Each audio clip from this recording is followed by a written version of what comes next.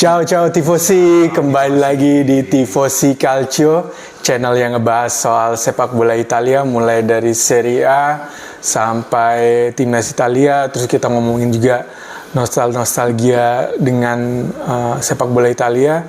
Bahkan kalau sampai ada materi Serie D pun kita obrolin juga. Nah, setelah selesai giornata terakhir kemarin, kayaknya ada yang perlu stress release di episode kali ini. Gimana aja Juventus lawan Lazio, akhirnya Igor Tudor out. Minum dulu ntar. Minum dulu ya. Biar relax. Iya, biar ngomongnya ntar nggak beribet saking emosinya ya kan. Gimana tuh Ja? Iya, ngela napas biasanya panjang. Panjang nih. Nggak apa-apa, kita kasih waktu buat aja. Tifosi, gue dipersilakan sama Diego dan session ya. Karena saya lagi nyungsep nih, kawan peringkat berapa sih? 8 nih? 8 9? 7 kayaknya nggak, apa 8? Iya, 7 atau 8. Segitulah ya. Udah kesalip-salip. Kalau dimundur dikit sebelum lawan Lazio kan sebenarnya pas champion itu Juve juga kalah ya. Iya. Madrid ya. Bernabeu. Meskipun 1-0 sebenarnya kalau lihat konteks pertandingan itu doang, Juve mainnya nggak jelek-jelek amat. Masih ada peluang meskipun juga terakhir harusnya bisa gol sih itu Openda ya. Tapi serimpet dia. Nah lalu Madrid juga golnya bukan gol yang gameplay yang oke banget gitu, benar-benar kena tiang, tap in, Bellingham ada di posisi yang tepat, gol. Juve ya udah itu dari babak kedua ya, jadi kayaknya susah buat nyusul. Ya pressure jadi nambah kan, karena pastinya. Champions Juve belum pernah menang. Iya. Udah keluar zona playoff kalau nggak salah, jadi masih zona nggak lolos. Gitu. Hampir degradasi nih. Iya, jadi udah yang kan dia 3 bracket, 3 bagian ya. Bagian. Lolos langsung, playoff, bawahnya eliminasi. Playoff kayaknya sampai 24 ya, dia 25 kayaknya. Iya, Lino udah lupa kayaknya. Milan gak ikutan musim ini. Bener. Iya, Milan gak ikutan musim ini, jadi lupa dia. Jadi belum pernah menang, Tudor makin ke pressure. Nah, lawan Lazio kemarin kembali bermain dengan tidak jelas. Tidak jelas, nggak tahu kenapa Vlahovic start, tapi Yildiz cadangan, mungkin maksudnya biar dia kalau ada butuh gol baru masuk dan lebih fresh kali ya, karena di Champions dia mainnya lumayan lama di midweeknya. Terus Conceição main, lini belakang kembali 3 back, tapi ya overall gitu gampang banget serangan tuh masuk langsung ke jantung pertahanan. Buktinya sekali shot langsung kebobolan itu. Kalau nggak salah shot pertamanya Madrid, Lazio ya. Tapi kipernya Mattia Perin gue lihat ya kemarin. Iya, nggak tahu tuh lagi dicadangin. Padahal di Gregorio di Madrid lawan Madrid itu bisa 8 apa 9 save gitu. Sampai kalau gue baca di sosial media tuh fans Madrid udah kayak gila nih kiper ketemu lagi. Waktu di klub World Cup kan juga sama ya, benar. Nge-save mulu. Ini juga kalau bukan dia mungkin Mbappe udah 2 gol kali waktu itu. Gitu. Nah, kemarin dicadangin, Perin main. Mungkin maksudnya rotasi ya, karena sebelum Tudor juga kadang-kadang Perin tuh masih suka dirotasi. Jadi zamannya Allegri juga masih dirotasi tuh sama Szczęsny, sama kemarin terakhir di Gray. Setelah kebobolan pun Juve nggak ada inisiatif untuk main lebih ngotot atau langsung berusaha menyamakan kedudukan secara serangan yang konkret ya. Jadi ya kelihatan lah serangannya nggak terpola dengan jelas, passing masih ada yang salah. Dan menurut gua Lazio juga bukan yang bagus banget mainnya gitu loh. Iya. Menurut gua serangan nggak spesial sih sebenarnya. Spesial banget. Kalau ketemunya Milan udah pasti Milan menang. Ketemunya Inter apalagi atau Napoli pasti mereka menang. Atau mungkin ketemu Como bisa menang kali Como. Iya, Como tuh udah hitam banget sih musim ini kayaknya. Dan mainnya bagus gitu. Iya. Kita bicara kemarin polanya jelas. Dan ya seperti yang sudah diprediksi kali ya sama teman-teman Juventini juga sebelumnya. Kan episode sebelumnya sempat kita bahas tuh Tudor out atau enggak. Kan kayaknya kelihatannya kalau gue tadi ngintip dikit di sosial media, jadi katanya setelah di halftime itu ada arguing lah antara Tudor dan beberapa pemain.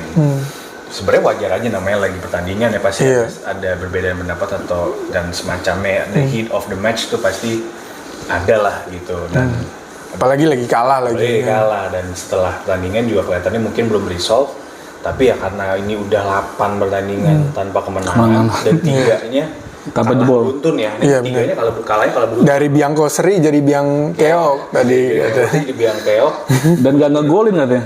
3 pertandingan terakhir kalah itu nggak golin. Nggak golin. Gitu. Jadi emang gua rasa ya udahlah, memang mungkin mikirnya daripada keburu kejauhan, ya di-cut aja sekarang. Toh sebenarnya Tudor lagi-lagi bukan pilihan utama kan Iya, sebenarnya. benar. Even Del Piero juga waktu di awal musim kemarin udah ngomong bahwa ya Tudor ini kan memang bukan pilihan utama, paling nggak, tapi dia masih bisa bawa kapal, dia stabil dulu lah setelah ditinggal Mota gitu. Tapi ya penasaran gimana.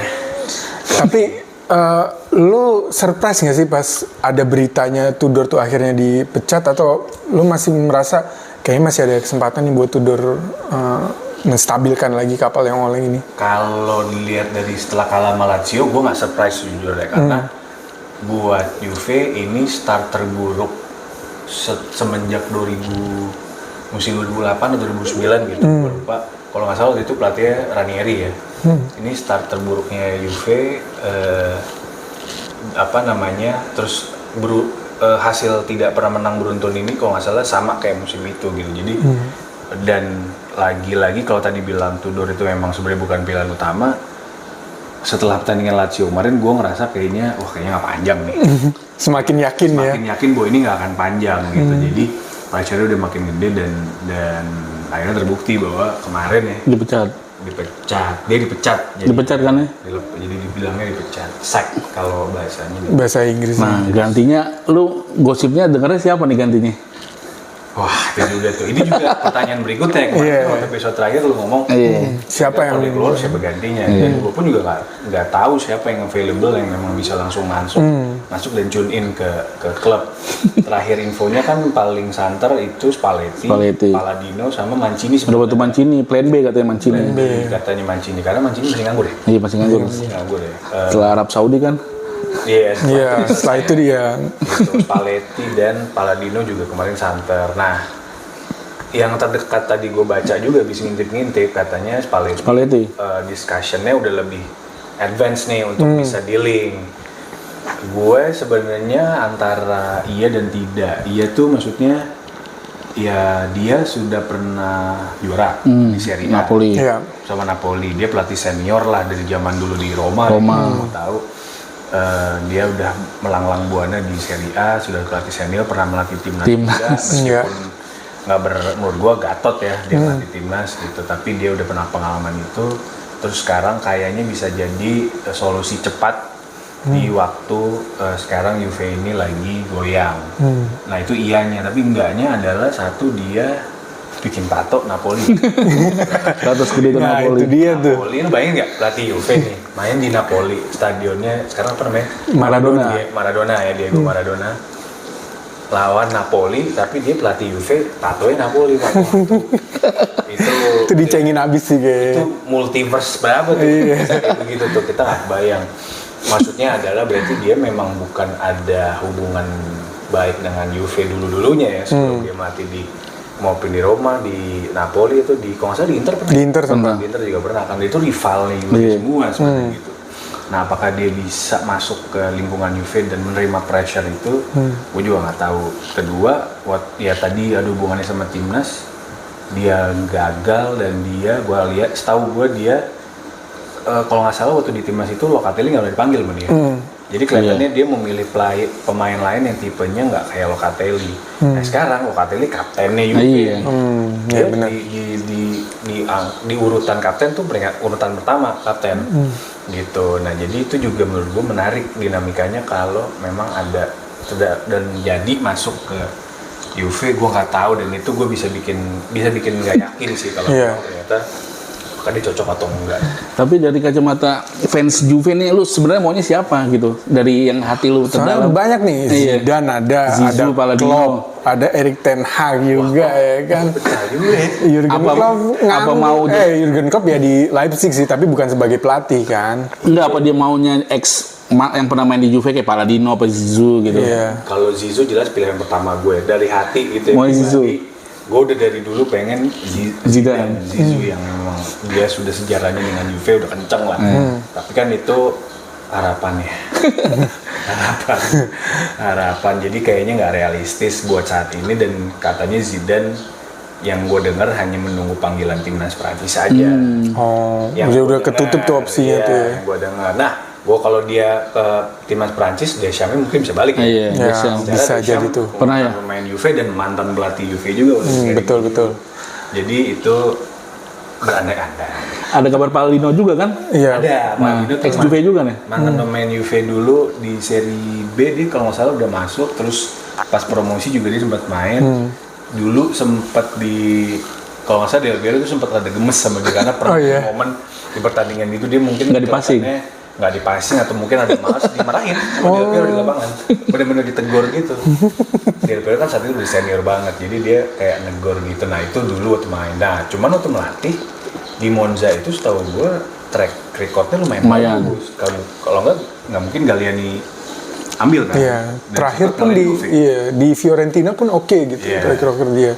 Dan kalau gue ngelihat ya, Juventus ini kan DNA-nya dari dulu, apalagi di masa-masa jayanya dulu tahun 90-an, tahun 2000-an awal, dari Lippi ke Capello, DNA-nya tuh bermain permainan yang organisasi permainannya rapi dan efisien.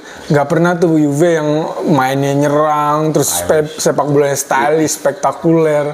Nggak ada. Di mereka cukup low key, tapi bener-bener gua main jelek pun pasti harus menang.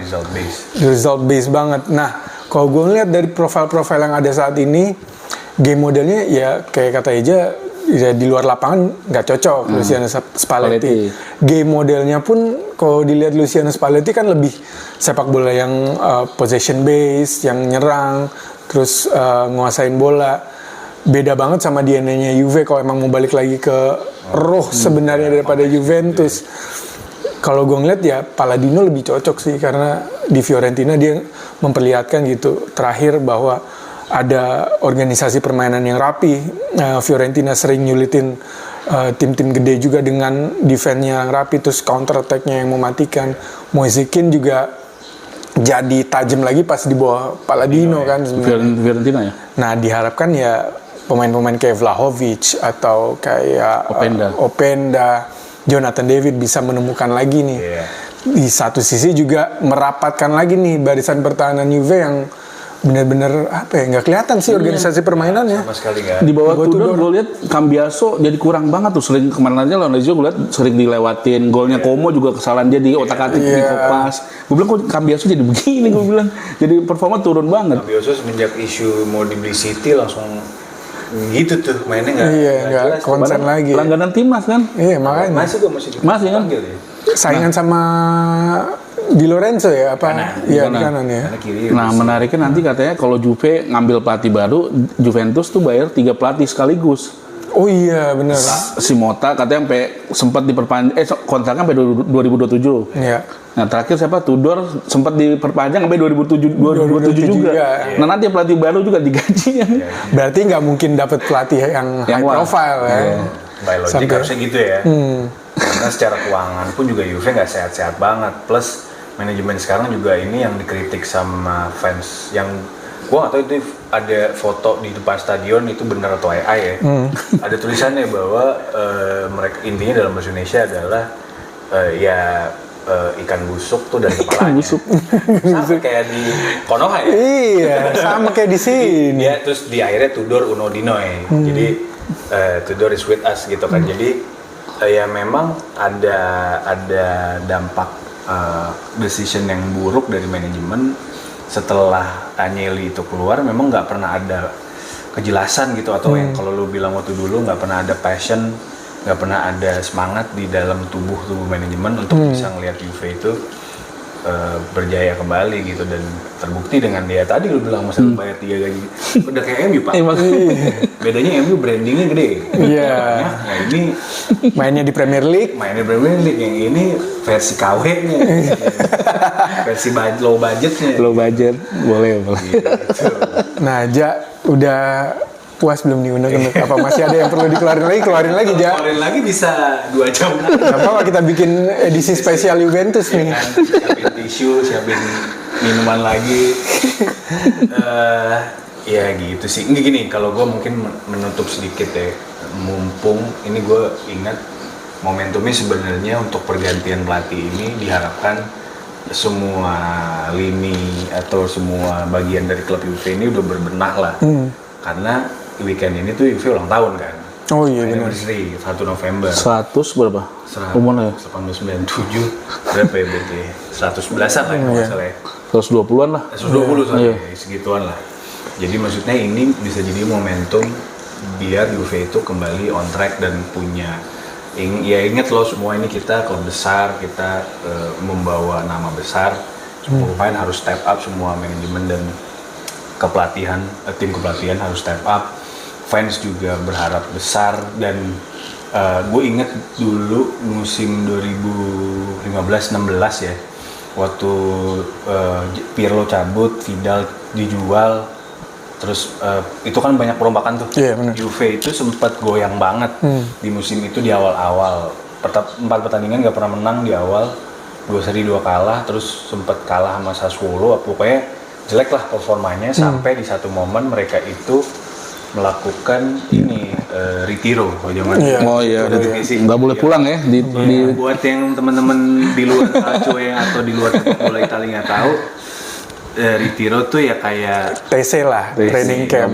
Tapi nginepnya di jauh biasanya gini. dan nggak boleh pulang. Nggak boleh Jadi pulang, pemain tuh bersama. nggak boleh pulang sama klub sama tim kepelatihan. ya, berhari-hari Latihan bisa selesai, berminggu. pulang dan itu waktunya tidak terbatas sampai diputuskan untuk selesai. Selesai, ya. Nah itu seingat gue dilakukan dulu dan itu atas kemauannya pemain-pemain senior kayak Buffon, Chiellini, BBC lah ya.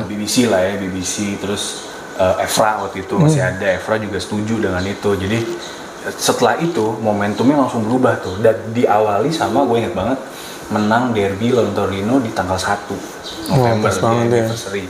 Dan itu jadi turning point sampai mereka akhirnya kalau nggak salah 10 kemenangan beruntun apa gimana. Terus di ujung musim nyalip Napoli dan akhirnya juara lagi plus juara Coppa.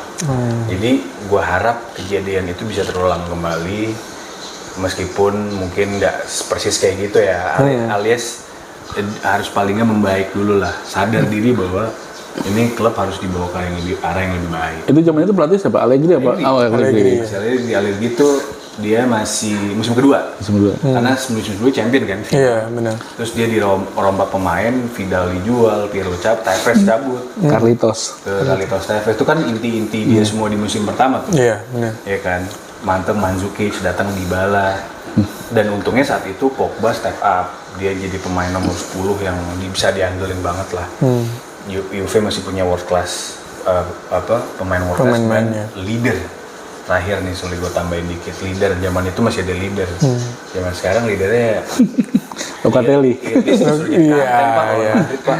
Bayangin beban sebesar itu main di Bernabeu Untuk lawan anak sekecil itu ya. umur 20 tahun masih. Udah dia dikasih beban anak sekecil itu. Dan menurut gue itu keputusan yang salah sih gitu. Jadi Betul.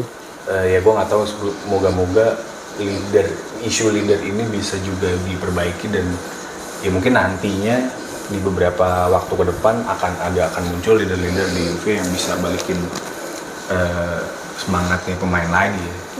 Ngomongin Allegri nih, Go. Apa tuh? Kemarin Milan untuk kedua kalinya tersandung sama tim promosi. Iya tim promosi. Oh, iya ya. Kacau. Gimana tuh Allegri tuh? Aduh kemarin tuh semua main jelek sih menurut gua.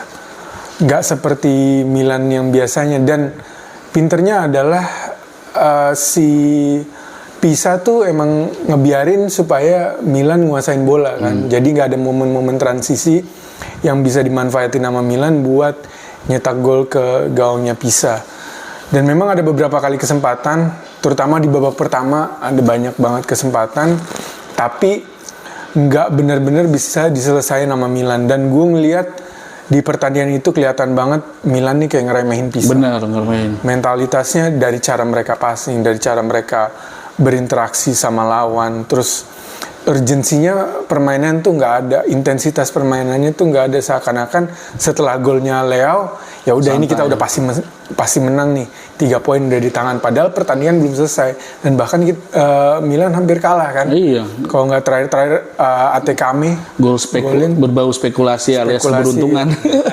Alexis Telemakers juga terakhir tuh kalau bisa gol, menurut gue pun nggak pantas Milan menang di pertandingan malam itu, karena ya lagi-lagi kelihatan banget ngeremehin lawan. Tapi melihat 2 gol pisah yang berbau apa ya namanya? Ada yang penalti satu sama kok penalti sih boleh sih yang handball itu ya. Iya. Nah yang gol keduanya si siapa sih itu? Nzola itu kayaknya yang itu kontroversi ditabrak ya. Iya. Nah itu tuh gue belum lihat lagi tuh keputusan wasitnya. Nah menurut itu gue belum lihat review dari badan wasitnya Italia seperti apa, tapi kalau lihat dari replaynya harusnya foul, karena kelihatan banget yang pemain nabrak Gabbia itu harusnya ini foul duluan baru offensive foul gitu. Jadi harusnya gol itu nggak terjadi karena udah di call foul duluan lewat VAR, harusnya di review, dicek. Udah sempat dicek sih, tapi wasitnya ngesahin. Nah itu dia yang menjadi pertanyaan. Ini juga jadi akhirnya melihat wasit-wasit Serie A ini di setiap minggunya ada kontroversi-kontroversi yang diciptakan. Berarti artinya apa? Ada interpretasi hukum atau law of the game yang nggak ditegakkan secara seragam gitu loh antara wasit-wasit Serie A. Wasit yang satu sama wasit yang lain beda interpretasinya. Nah ini nih yang harus diperbaikin juga sama Serie A kalau memang benar-benar mau jadi kompetisi yang balik lagi kayak zaman dulu gitu loh, Liga nomor 1 di dunia. Gimana Noy? Ya gue sih, selain itu gue juga melihat Modric di situ lagi-lagi jadi man of the match. Yap. Dia poinnya di situ 9,2. Dari 8 pertandingan Serie A dia nggak pernah di bawah 6 loh. Iya. Walaupun Milan kalah ke Cremonese dia 7, berapa gitu. Terakhir ini dia 1 assist ke Atekame walaupun berbau keberuntungan, tapi ya tetap gol lah. Hitungannya 1 assist Modric dan dia man of the match 9,2. Menurut lu gimana tentang wonderkid kita ini? Wonderkid gitu. Nah, gue justru nggak setuju Noy. Nggak setuju. Oke, dia poinnya memang tinggi 9. Itu mungkin karena pemain-pemain yang lain mainnya lebih jelek daripada itu. Bisa jadi. Buat gue standarnya Modric tuh lebih dari itu. Karena dia emang udah menaruh standarnya di situ. Tapi di pertandingan lawan Pisa kemarin terlihat dia turun standarnya, walaupun akhirnya di atas pemain-pemain yang lain, karena jarang-jarang banget gue ngeliat Modric miss pass atau position defendingnya nggak pas ya, walaupun dibandingkan sama pemain lain ya kesalahannya tuh minim, tapi lagi-lagi ini Luka Modric dengan standarnya yang setinggi langit nih, jadi ya mudah-mudahan dia bisa balik lagi di standar dia yang seharusnya gitu. Kabar buruknya lagi, kan kabar tadi Modric 8 games di atas 7 semua. Ya. Ini 8 games tanpa gol, gimana nih Santiago? Yang lu bilang Santiago Jimenez setelah kita berikan semangat di episode sebelumnya masih belum golin, dan kontribusinya di pertandingan kemarin tuh minim menurut gue. Harusnya udah jadi alarm buat dia sih, 8 gol tanpa kontribusi, cuma ngasih penalti kemarin doang lawan Juventus walaupun gak gol, sama lawan Fiorentina yang gol. Itu harusnya udah jadi alarm sih buat dia, buat lebih dapat jam latihan lebih kata gue. Dan saat fase defending pun yang biasanya dia cepet nutup ruang yang biasa ditutup sama dia, ini nggak cukup cepet juga. Akhirnya Pisa bisa counter attack berkali-kali yang lumayan membahayakan gawangnya Milan gitu. Nah itu dia, maksud gue Santiago ini lebih bagus menurut gue dari cadangan yang nggak bisa starter. Walaupun lu bilang dia ikut membantu pertahanan, maksud gue tugasnya bukan itu utama, tugasnya cetak gol, bukan ikut bantu bertahan. Iya. Nah, masalahnya adalah striker yang tipenya kayak dia, cuma dia doang. Iya, satu-satunya musim ini dia doang. Bahaya. Nkunku belum pulih, Pulisic juga belum pulih juga. Kemarin juga sempat main, kelihatan banget masih belum nemu. Nkunku ya. Masih touch-nya masih belum dapat. Dari Chelsea? Iya, dari Chelsea. Dia loan apa? Loan kayaknya. Kayaknya apa? Nah, tadinya tuh ya Nkunku diharapkan bisa jadi ini ya, jadi partnernya Leao di depan. Nah, Pulisic di pertandingan berikutnya udah bisa main. Udah bisa cadangan. Cadangan dulu berarti. Satu lagi ada ada data menarik. Milan kejebolan penalti lagi kemarin kan si Cuadrado mantan Juventus jebolin Wah, ada pecah. Kuat. McMahon. Ternyata Milan dihukum 16 penalti, McMahon cuma 1 save. Jadi 15 penalti gol semua gol. Ini mesti dievaluasi sih menurut gue kiper nih. Betul, dia harus belajar lagi sih. Ini makanya dia kayak mengulur-ulur waktu perpanjangan kontrak. Menurut gue udahlah nggak usah diperpanjang. Kan dia sempat Milan lagi ngincar Zion Suzuki kan, Zion Suzuki, Parma. Jepang. Iya. Cakep tuh, Jepang. Masih muda lagi. Iya. Masih muda ya. Atau kalau dia pede kayak Mihailovic promosiin Toriani tuh. Iya, Ya kan? Toriani. Soalnya gue lihat waktu Milan yang di Singapura dan Arsenal tuh dia lumayan ngetepis 5 sampai 6 penalti Toriani dan Milan menang, anehnya menangnya penalti lagi. 90 menit kita kalah tapi adu penalti. Iya. Gimana? Itu lu lihat dengan mata Iya, kepala lu gua sendiri ya. aneh. Saksi hidup. Iya, ya. gue kok berlanjut bukannya udah kalah. Nah, gue tuh pas itu, gue langsung matiin Matiin. TV tuh. Gue kira udah selesai. Pas gue lihat postnya di Instagram, loh kok menang adu penalti ini gimana sih konsepnya? Nah, menurut gua boleh juga atau Zion Suzuki kalau dia mau. Maksudnya yang incar juga banyak MU Chelsea kalau nggak salah. Kalau emang dia Milan mau menghemat, nggak usah beli dia. Kalau berani promosiin Toriani. Lu setuju Toriani jadi promosi? Mungkin- Apa terlalu berat? Mungkin dipromosinya secara gradual kali ya. Mungkin dari musim ini bisa dipasang dulu pas Copa tuh. Atau di pertandingan-pertandingan yang tensinya nggak terlalu tinggi, jadi dia bisa dapet kesempatan. Jam Sebenarnya terbang. harusnya di Dari pertandingan kemarin lawan Pisa. Iya, dan lawan Copa gitu maksud gua Toriani aja. Berarti masih Maiknan aja main. Iya. Nah masalahnya oke, dia kemampuan menepis penaltinya bagus Toriani, tapi secara Set overall leadershipnya, terus set piece, terus gimana dia mengatur pertahanan, itu kan jadi salah satu faktor yang jadi penilaian juga gitu, dimana Menyong tuh lumayan excel di situ, dan juga gimana ngebangun serangannya. Sekarang kiper modern kan udah ikut ngebangun serangan juga dari bawah. Tapi menurut lu masih mau lu Maiknan apa Menyon? Kalau dia masih ngulur waktu kayak dia gini, hatinya udah nggak di Milan kayaknya. iya mending kayak Donnarumma dulu, udah ketahuan dia nggak mau Cabut aja. perpanjang lagi, langsung aja nego sama kiper berikutnya siapa. Zion Suzuki oke sih kalau menurut gua secara Boleh ya. overall. Atau Emil Oderi juga boleh kalau mau ditarik ke Milan ya kan. Lagi prime lagi. Lagi prime lagi. Atau cadangan di Gregorio boleh tuh Perin daripada cadangan. Iya, daripada cadangan terus, siapa tahu dia menemukan lagi permainan terbaiknya di Kan Milan. sempet timnas kan walaupun cadangan. Iya, iya. Sekarang nggak sama sekali. Perin itu masih masuk timnas Piala Dunia 2014. Iya. Nah, Di Brazil kan. Tangannya Buffon. Iya. Nah, kan biasanya kiper makin tua justru makin mateng Nah, kan. itu dia. Siapa tahu meledaknya justru di Milan nanti ya kan. Jam terbang yang sering main. Nah, iya. Dapat lagi.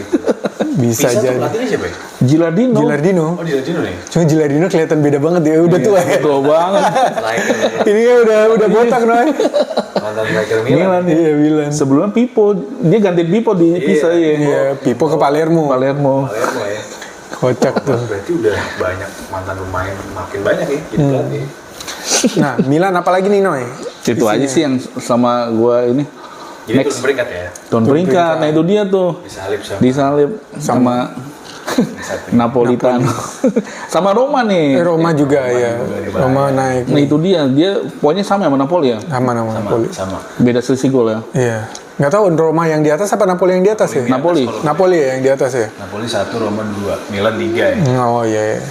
Napoli Temen-temen gue yang Romanisti udah mulai sombong tuh.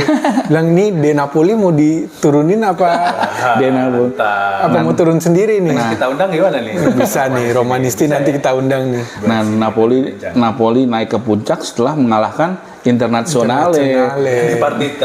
Grande Partita. Nanti nih kita bahas. Lu pada nonton nggak pertandingannya? Sebenarnya gua nggak nonton. Sama sih nggak nonton highlight paling.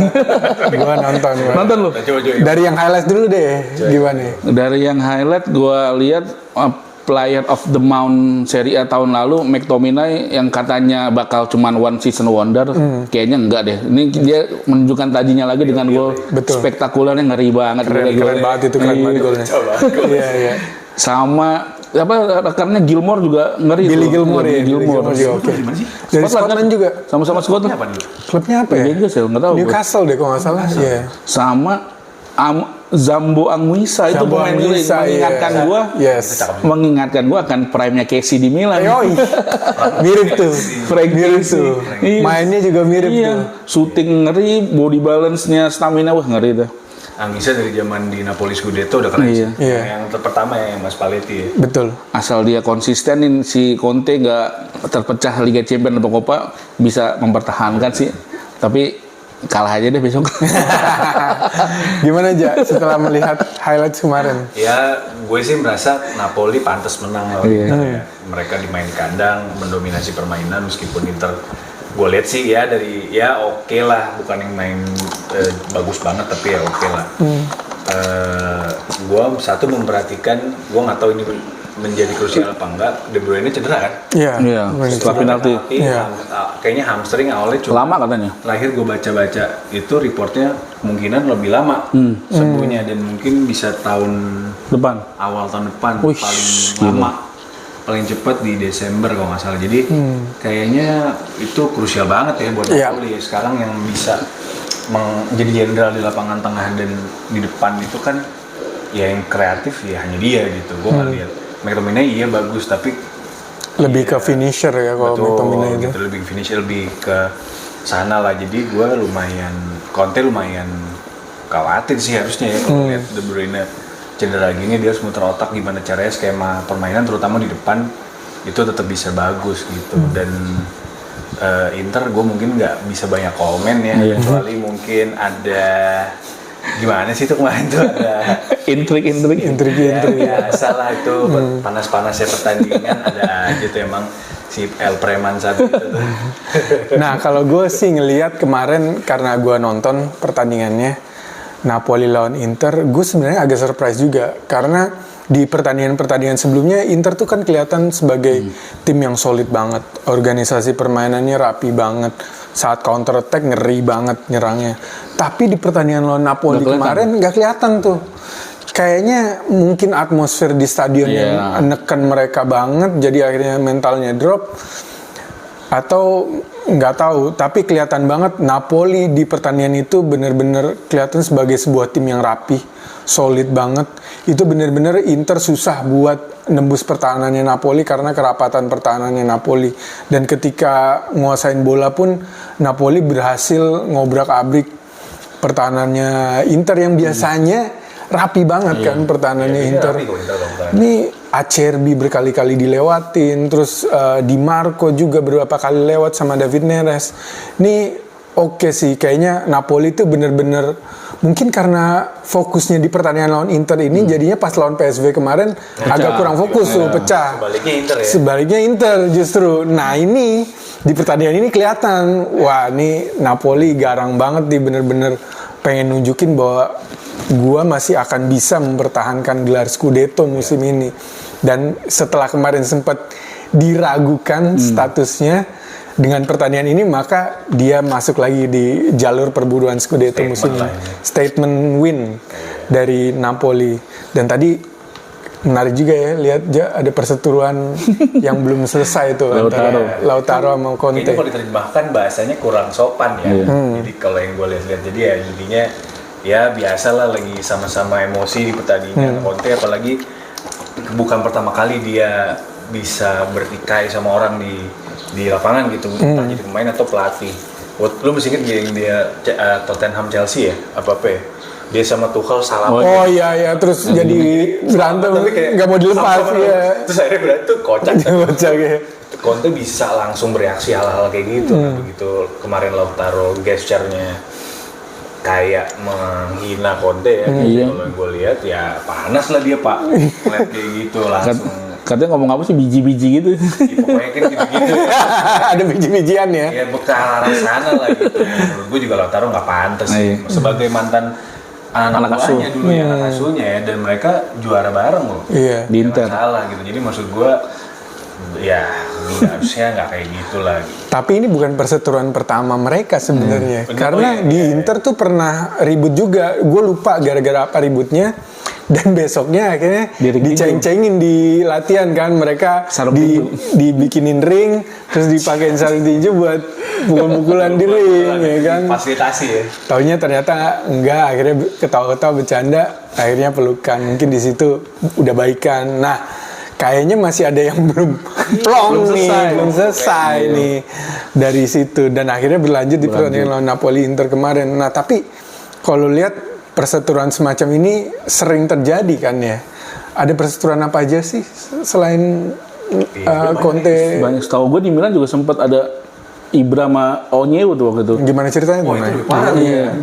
Di latihan kata pas waktu latihan sih katanya satu-satunya yang bisa bikin tulang remuk tulang apanya Ibra Tulang rusuk. tulang rusuk ke Ibra remuk Onyewu doang yang bisa tuh katanya. Gede banget. Sama-sama gede cuy. Iya. 200 meter juga tuh ya tingginya ya. Badannya kayak pemain NBA kan. Iya, Di Amerika ya. Iya, Amerika. Nah sejak itu makanya Onyewu langsung didepak, nggak nyampe setahun, kayak cuma setengah musim. Lebih mementingin Ibra. Bener ya, dia kan pindah tuh. Iya, lebih mentingin Ibra. Oleh kasus ya. Kasus. Dan nggak kepake juga sih zaman itu Onyewu. Waktu itu ributnya gara-gara apa ya? Latihan doang, ceng-cengan. Oh, ceng-cengan. Lepas latihan. Dan emang Ibra terkenal suka Iseng. ngeceng-cengin kan. Kayak dulu si Casano, terus Streisand ya. iya, Streisand Rodri ditendang. Strasser juga disenin. Ibra kan dulu badannya Iya. tinggi itu. Taekwondo dia. Iya, taekwondo nendang setinggi itu. Iya. Menyong juga katanya dulu waktu di PSG, Ibra di sana kan Menyong masih youth tuh. Ikut latihan sama tim senior, Diapain? diceng-cengin sama Ibra. Wah lu kiper nggak berkelas, kiper tolol. Cuma abis itu dia ini kan dia nepis tendangannya Ibra. Si Menyong bilang lu striker tolol. Serius gitu. Iya, langsung Ibra wah ini dia punya karakter nih bagus. Selain Ibra ada yang lo tau lagi yang satu tim. Kalau satu tim ya gue harus mengingatkan kembali ke memori buruk final Cardiff ya. Apa tuh? Juve di final Liga Champions 2017. Oh Madrid ya. Iya lawan Madrid Madrid. Ini kalau menurut gue urban legend ya karena Apa tuh? nggak ada statement resmi sampai sekarang atau siapapun testimoni resmi bahwa ini beneran berantem apa enggak. Tapi Bonucci sama Dani Alves itu memang diisukan berantem saat halftime. Lu bayangin. Oh saat halftime justru Iya, ya. lagi final nih. Di ruang ganti berarti. Uang ganti lagi final, lagi break.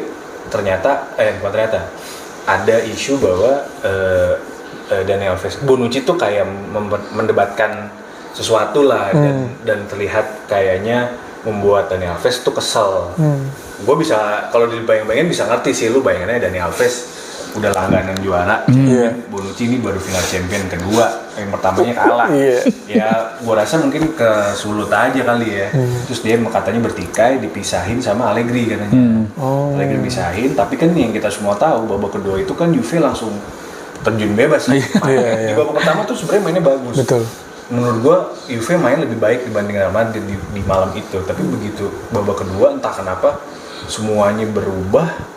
Terus Itu yang gol idahnya Mandzukic kan ya, iya yang salto. salto yang Mandzukic itu Sebelum halftime tuh kan. sebelum itu pas babak pertama masih.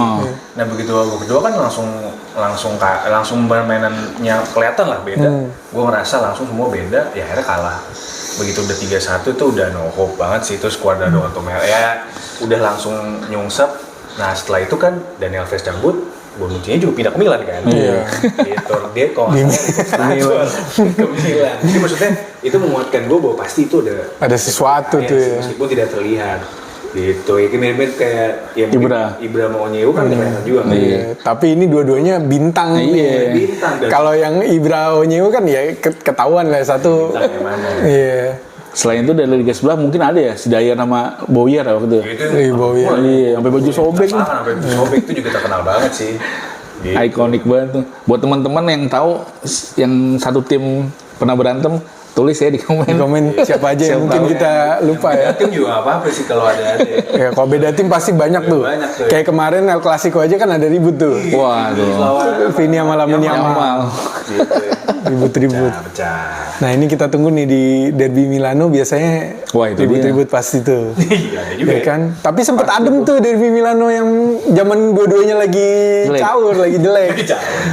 Mungkin karena lagi jelek kali ya udah ngapain serius-serius amat sih kan apa yang diributin. Apa yang kita ributin ya? Tapi sekarang karena udah mulai bagus. mulai bagus ya ininya jadi naik lagi tensinya. Tensinya harus tinggi. Nah, iya. Harus ya. Sampai Derby Torino aja ngeri juga kan Derby Torino. dan Torino aja bisa berantem juga gitu istilahnya.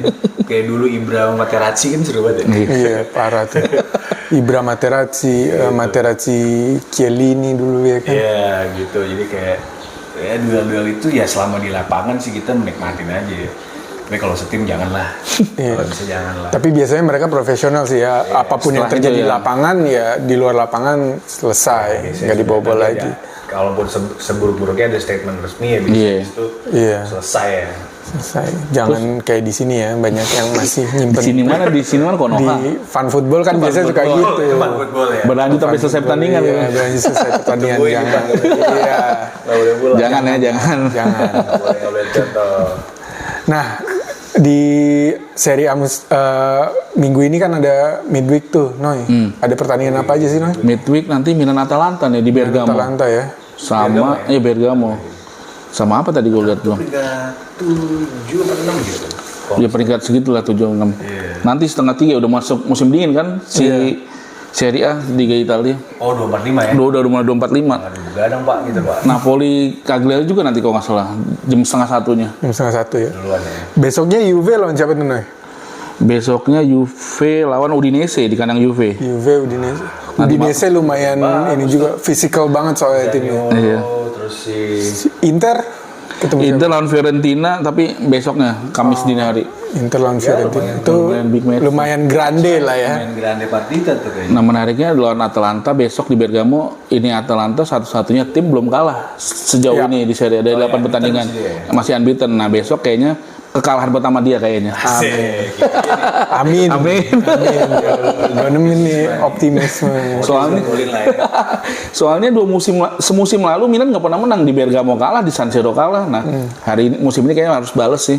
Mudah-mudahan bisa memberi Atalanta kekalahan pertama musim ini. Gimana? Stadionnya apa? Atleti di Atleti Azzurri ya? Azzurri. Itu zaman dulu kayaknya sekarang udah ganti kayaknya. Sekarang udah gak udah renov ya, udah beda lagi namanya. Gue lupa nama ini. Menariknya dari Atalanta lu juga udah tahu mungkin bayi lahir di Bergamo langsung dikasih jersey sama rumah sakit setempat. Jadi dari bayi pun harus fans Atalanta di sana. Udah didoktrin, iya. Jadi hadiah dari rumah sakit lu lahiran di Bergamo jersey Atalanta buat anak bayi. Ngeri. Itu bisa dicontoh ya sama klub-klub di Indonesia mungkin supaya mendoktrin anak-anak kecil biar jadi fansnya kan itu melanjutkan tradisi. Iya, tradisi biar nggak hilang ya. Iya. Nah, menurut tuh jalannya pertandingan dari sisi kepelatihan anjay. Aduh. Atalanta Milan gimana nih, Go? Atalanta Milan harusnya bisa lebih ini ya, Milan bisa kembali solid lagi. Ini waktunya buat bounce back. Kemarin kelihatan banget saat selesai pertandingan Milan Pisa tuh Allegri nggak banyak bacot langsung turun ke tunnel tuh terowongan tuh. Biasa deh. Gue yakin di ruang ganti ngamuk-ngamuk itu dia pasti ada yang dilempar pasti itu sama dia. Nah ini pasti di latihan dilampiaskan juga tuh kemarahannya. Latihan finishing sih harusnya. Soalnya kemarin lawan Pisa di dalam ada beberapa peluang di dalam kotak penalti bahkan nggak gol. Yap.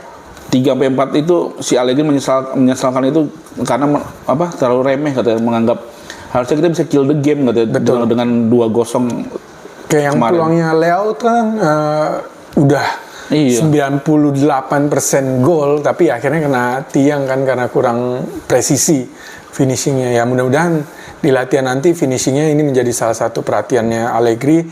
Jadi Milan bisa bawa pulang 3 poin dari Bergamo ya kan. Strateginya Juric gimana Pak Juric? Kalau Juric organisasi permainannya selalu oke, selalu bahaya di counter. Nah kayaknya akan seperti pertandingan lawan Pisa. Milan bakal dikasih banyak ball possession. Jadi tinggal gimana Milan bisa sirkulasi bola yang lebih cepat lagi untuk masuk ke area pertahanannya Atalanta. Dan ya tadi finishingnya harus benar-benar dimanfaatin. Dan jangan meremehkan lawan. Itu dia tuh, jangan remehkan. Mentang-mentang kalau udah menang ya kan, mainnya nggak fokus, tiba-tiba lawan dibolin. Iya. Juve, Udinese gimana? Udinese terakhir menang 3-2 sama Lecce.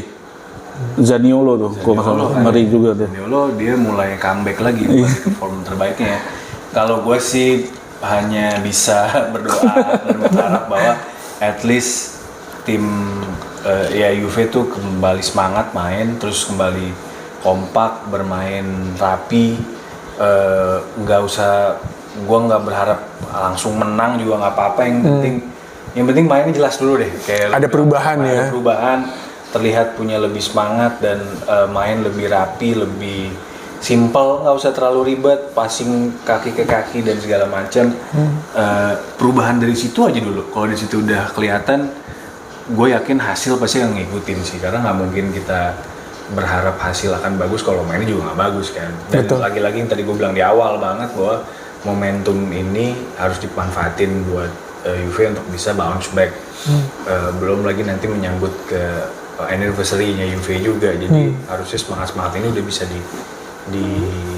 diturunkan lagi ke para pemain untuk bisa bermain baik. Ya pengennya sih menang, pengennya menang biar nggak melorot-melorot amat lah gitu. Jadi ya semoga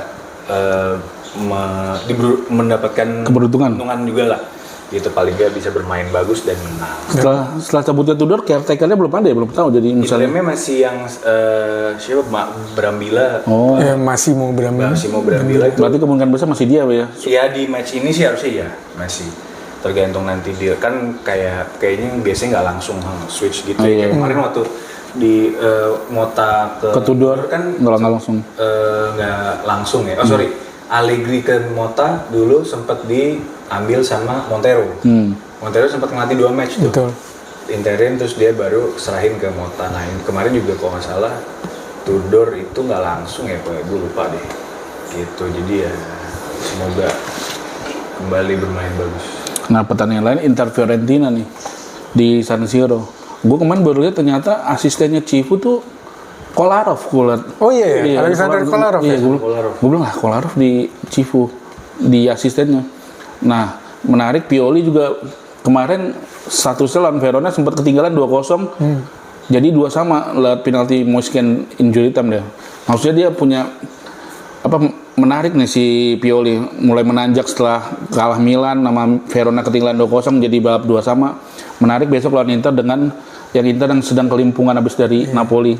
Apakah semakin naik atau Iya. justru turun lagi nih? Apakah ya kan? nanti Pioli jadi next Tudor yang dipecat kedua? Bahaya. Nah, ini berarti pelatih pertama di Serie A ya kayaknya. yang dipecat Iya, musim kalau nggak ini. salah ya, koreksi. Ke-8. Besok 9, nanti malam 9. Iya, baru 9. Dia pelatih pertama di liga yang dipecat ya. Iya. Menurut lu gimana nih Cifu Pioli nih? Kivu Pioli di kandang siapa sih? San Siro. Di San Siro ya? Giuseppe Meazza. Kayaknya akan berat sih buat Inter kalau ngeliat permainannya Fiorentina kemarin ya lawan Milan. Karena mereka lumayan terorganisir juga. Dan kalau Inter mainnya kayak waktu lawan Napoli kemarin, bisa kalah malah. Karena nggak kelihatan banget nih solid. Masih ternyata tim yang dibangun Kivu ini masih rapuh, belum sesolid itu. Jadi kita harus lihat lagi ini di pertandingan lawan Fiorentina, menjadi semacam statement juga sebenarnya dari Inter, apakah mereka emang Scudetto material atau memang masih mencari bentuk sama Christian Kivu. Masih adaptasi gitu ya. Masih adaptasi, tapi main di San Siro kayaknya Inter masih layak Tipis jadi unggulan dan bisa menang tipis karena mereka mungkin masih bisa dengan keunggulan-keunggulan individunya bisa memaksakan hasil yang bagus buat mereka. Kecuali De Gea main bagus ya. Nah, Ya, kecuali dia yang main bagus. Dia kita berharap main bagus, Iya. Moisken tiba-tiba gacor. Ya kan, dia kan anti Inter ya. Inter ya. bisa. Macam gitu. Ya paling nggak bisa ngelawan lah. Jadi nggak menang gitu. Jadi menurut lo Inter itu Fiorentina? tadi ya, Inter Fiorentina sih kalau gue pengennya sih seri aja. Oke. Tapi kalau ya kita lihat kalau misalnya Pioli itu dan Fioren bermain bagus, karena setahu gue Inter tuh Fioren tuh kalau main di away atau di Giuseppe Meazza biasanya suka bagus kan? Iya, Performanya iya, kan? benar. Dari zamannya Bandula yang kayak waktu Vlahovic masih di sana, Iya. Chiesa masih di sana. Iya. Jadi kayaknya track recordnya masih bisa mendukung Fioren bisa bermain bagus atau bahkan bisa menang gitu. Tapi ya kita lihat nanti apakah, karena ini kan Madrid jedanya lumayan cepet ya. Iya, cepet. Biasanya pemain juga nggak terlalu siap. ya recovery-nya pendek. Recovery-nya pendek. Kalau pemainnya turunin sama kayak match day kemarin, Giornata kemarin, ya mungkin ada dampak dari sisi fisik kan. Betul. Gua rasa mudah-mudahan sih menang tipis lah Fiorentina. Amin, amin. Kan Inter turun lagi kan? Iya, turun lagi. Jaraknya kan tipis kan? Tipis-tipis semua nih. Napoli Roma terus Milan beda cuma satu. Satu, Nah, Inter sama Inter beda dua. Beda 2 poin. Tapi lihat track record Pioli di Milan lawan Inter 6 kali main 6 kali kalah tuh. Nah, itu Pesimis juga, sih. iya. Oh iya. Itu juga jadi Tapi kan kekhawatiran. waktu itu Internya Simone Inzaghi, sekarang beda, Cifu. ya. Mudah-mudahan berubah lah itu. Ya, kayaknya cukup segitu Segitu dulu dulu ya. ya. Obrolan kita kali ini udah ngebahas mulai dari review Giornata yang lalu sampai preview Giornata yang ini, sempat ngebahas ribut-ribut juga. Dan sampai jumpa di episode berikutnya. Jangan lupa apa Noe? Like, subscribe, dan share terus banyak-banyaknya. Ya, sama pokoknya dengerin terus, support terus Tifosi Calcio. Kalau ada saran dan masukan dan Tulis aja di apapun komen. itu yang main di komen, silakan komen dan kita akan terbuka banget. Dan kalau mungkin ada fans-fans lain yang ingin Gabung ya. berkunjung Bisa, tinggal bilang gue mau tampil dong, silakan. Nanti kita undang. kita bisa ngobrol banget dan bisa Iya. banget untuk bisa tampil di sini. Jadi Iya, apalagi banyak banget yang masih belum kerepresentasi ya. Romanisti belum, Laziale, Parmigiani. Interisti, Parmigiani juga belum, Napoletani. Jadi Banyak. silakan.